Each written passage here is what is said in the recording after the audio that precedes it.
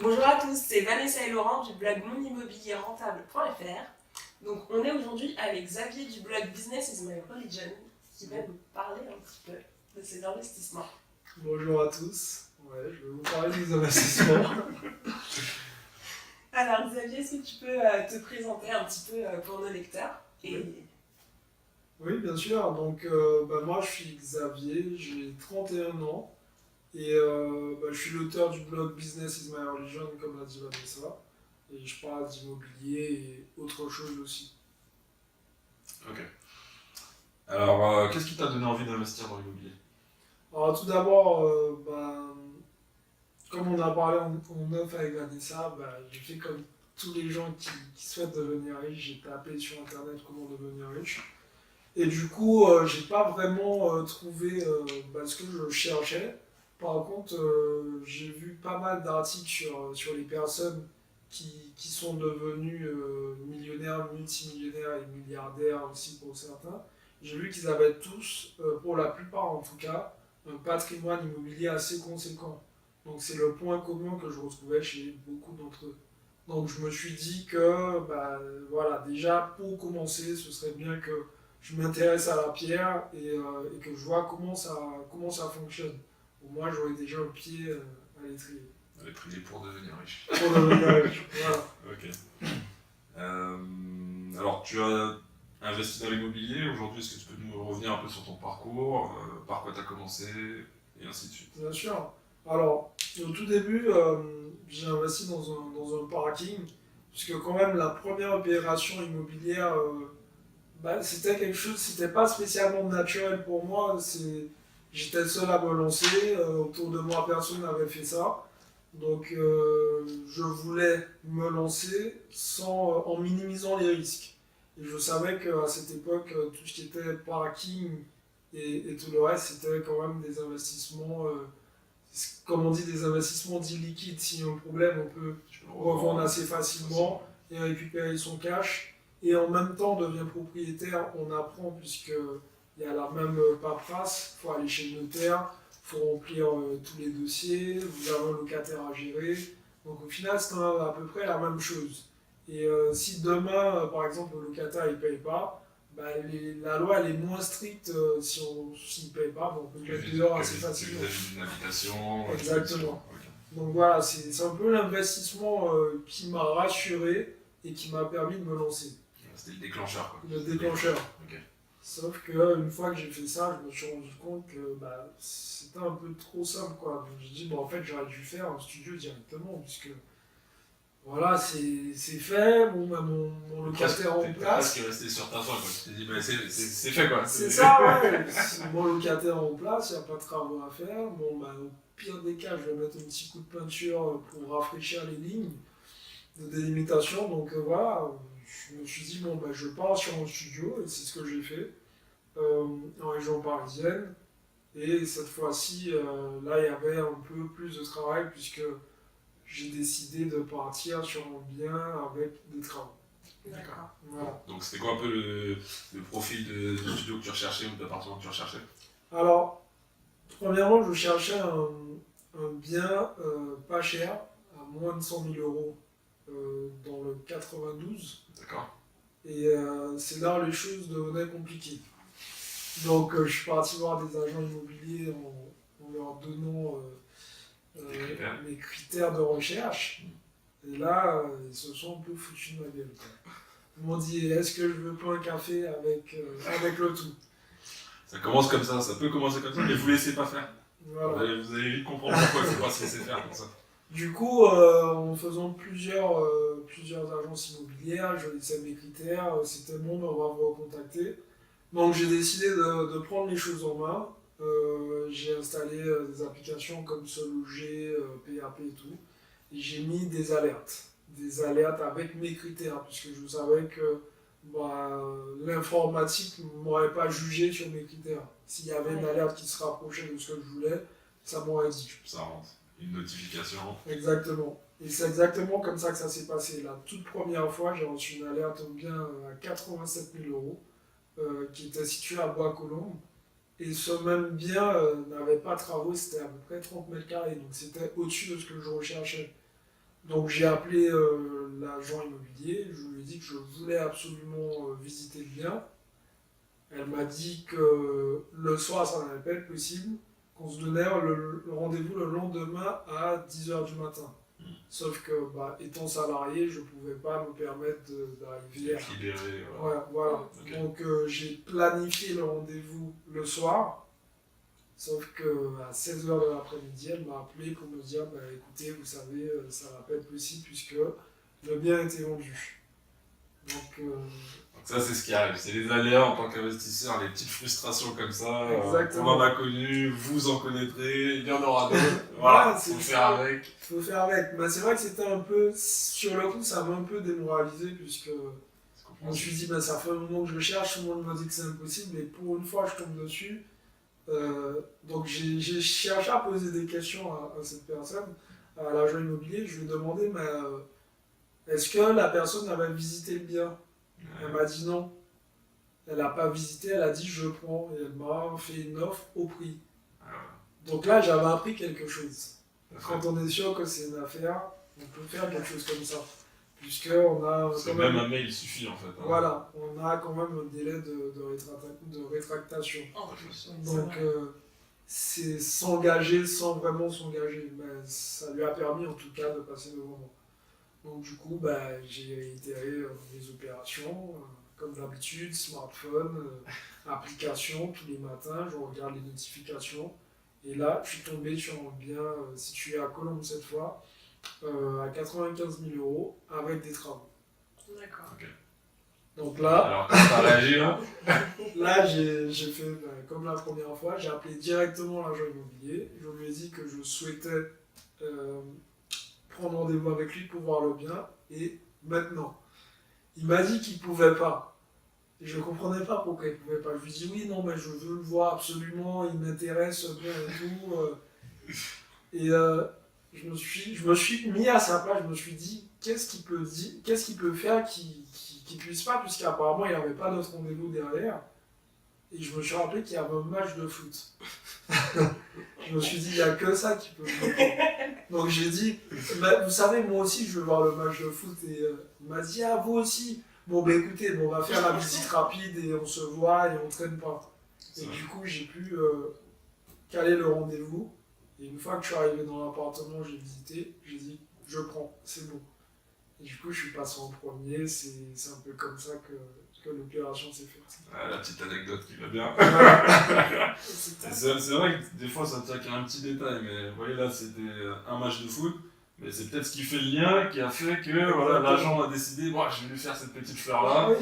Il est concerné comme moi-même par un match de foot, mais voilà, on va y aller ensemble et voilà. Ouais. Aujourd'hui c'est le studio qui t'a permis d'enchaîner. D'enchaîner. Ce qui est drôle, c'est que en vrai, il m'a parlé après du foot, mais en vrai, je m'intéresse pas du tout au foot. C'est là que t'es bon. Là, j'étais un peu perdu. Je me dis, ouais, non, mais bon, oui, je vais regarder, j'ai des amis qui m'attendent, mais en fait, C'est pas tellement c'est pour pas mon truc, quoi. Donc voilà. Et en termes de cash flow, est-ce que tu peux nous dire combien te rapportent tes 2 premiers investissements? Alors, les deux réunis, j'en ai à peu près pour 285 € de cash flow. Ok. Donc, voilà. Et c'est comme ça que je me suis lancé. Voilà. Premier pas vers la richesse, hein. Voilà. En automatique, sans Voilà. que t'aies besoin de t'y rendre, sans avoir besoin de faire le ménage. Exactement. Sans avoir passé les lignes sur le parking, ça rentre tous les mois, Tous les mois, sans Voilà. rien faire. sans rien faire. Ça, c'est magique. C'est ce qu'il faut souligner pour que les gens comprennent bien. Le montant n'est peut-être pas mirobolant d'entrée, mais il faut bien comprendre que c'est des revenus qui tombent tous les mois à côté du job. On n'a pas à y revenir. Exactement. Voilà. Ça me fait un peu rigoler ce que tu dis, puisque quand on travaille et qu'on est obligé de se rendre au travail pour justifier son salaire et pour avoir le salaire, là, Là, tu as bossé sur une période donnée. une période donnée, Et ça paye tous les mois. Ça paye tous les mois en fait. Je me prends même pas la tête. Le seul truc que je fais, toujours avec mon smartphone, je regarde si j'ai été viré en fait. C'est tout. Tu regardes si tu as bien reçu le virement, Ouais, si tu as bien reçu. Ah, c'est tombé. C'est tombé, après voilà, ma vie continue, je passe à autre chose. Très bien. Parfait. Et là, voilà, c'est ce qu'on disait, que c'était le début de la richesse, c'est une première marche que tu as franchie. Ouais. Et là, t'as sauté, on va dire, 3, 4, 5 marches d'un coup. Là, tu nous racontais que t'étais parti sur un plus gros projet. Ouais. Donc en fait, comme je me suis rendu compte que les parkings, c'était quelque chose de relativement simple au final. Et puis l'appartement aussi, c'est pas la mer à boire. C'est des choses sur un terrain peut-être inconnu au début, mais une fois qu'on s'y penche, les choses se passent naturellement. Donc je suis passé à un immeuble de rapport, puisque j'ai vu que ce sont les mêmes opérations qu'il faut faire. Il faut passer chez le notaire, il faut trouver un locataire, et puis c'est la même chose. Donc pourquoi pas passer à l'immeuble directement. Donc cette fois, je suis parti hors région parisienne, en province, parce que les prix sont beaucoup plus attractifs. Et les affaires, les opérations sont beaucoup plus lucratives, plus rentables. Okay. Alors, décris-nous un petit peu en quoi consiste le bien, le nombre de lots, le budget, voilà. Alors, déjà, c'est un bien qui était affiché 133 000 €, frais d'agence inclus. Donc, ce bien-là, je le trouvais, bon, c'était déjà une bonne affaire à 133 000 €. Mais bon, je ne suis pas du style à me laisser abattre comme ça. Donc, tu prends pas comme ça sans avoir creusé, non, sans avoir fait ta petite négo. Exactement. Okay. Donc, j'ai demandé à l'agent immobilier est-ce que le bien était négociable, et bon, il s'avère que oui. Donc j'ai fait une offre à 91 500 €, frais de notaire inclus. Okay. Du coup, j'ai senti que l'agent immobilier il n'était pas trop chaud, mais je lui ai demandé de transmettre mon offre. Et c'est passé. Donc, quand tu dis frais de notaire inclus, ça correspond à quoi? Qu'est-ce que c'est?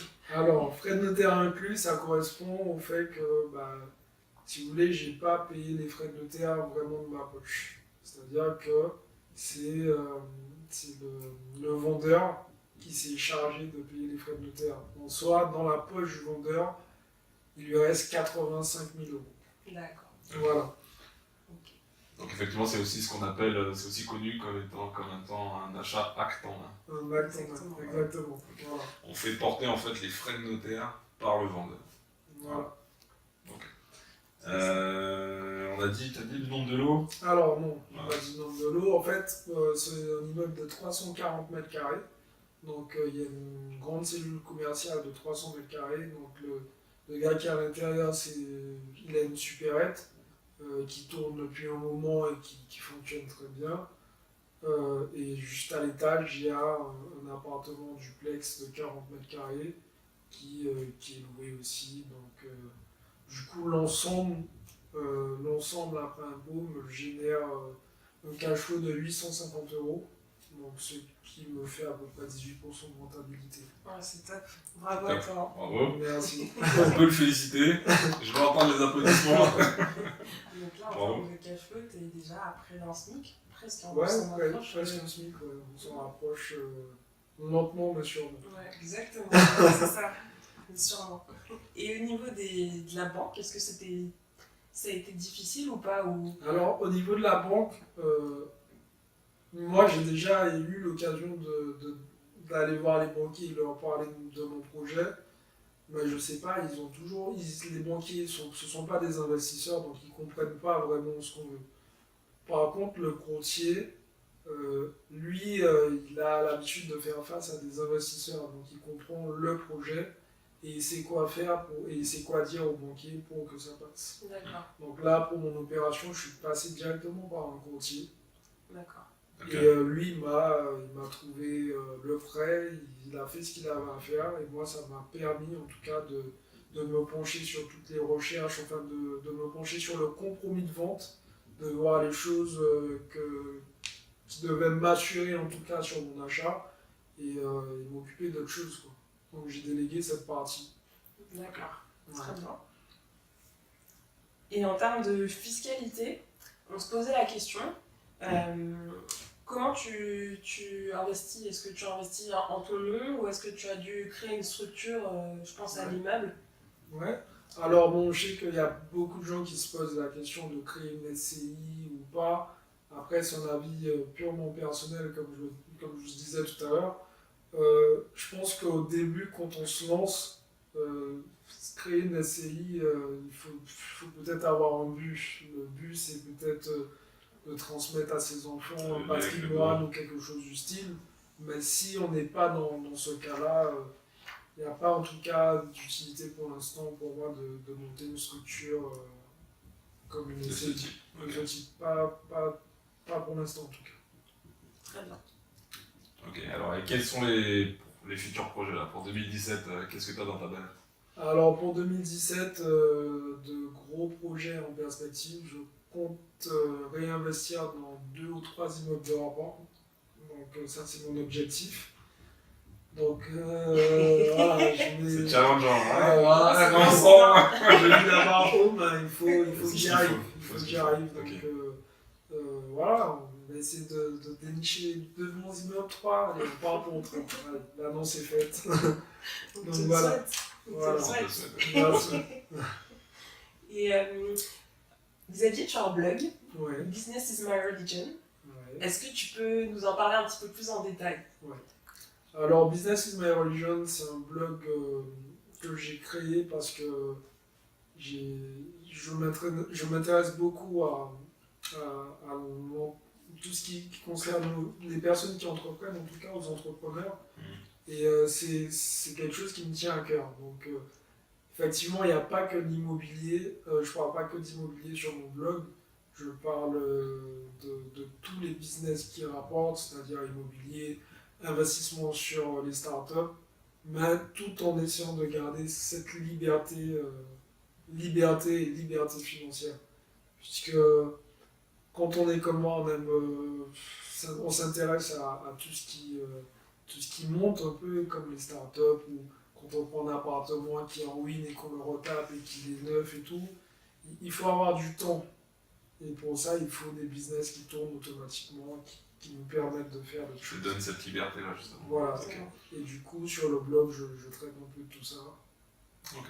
D'accord. Voilà. Donc si ce type de sujet vous intéresse, tout ce qui est rentable en fait. Voilà, exactement. N'hésitez pas à suivre Xavier sur son blog.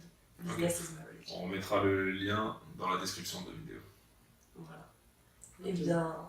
Ok, on va clore cette petite interview. Merci beaucoup à toi Xavier d'être prêté à l'exercice. Merci de m'avoir accueilli chez vous. Ça fait plaisir, c'est bien. Des entrepreneurs motivés, des personnes comme on aime, qui se donnent les moyens et qui passent à l'action surtout. Ouais, faut passer à l'action, on n'a pas le choix. Exactement. Et si vous voulez suivre les interviews à venir d'investisseurs rentables, n'hésitez pas à vous abonner sur la chaîne Mon Immobilier Rentable et puis on vous dit à très bientôt. À la prochaine. Ciao tout le monde. Bye bye.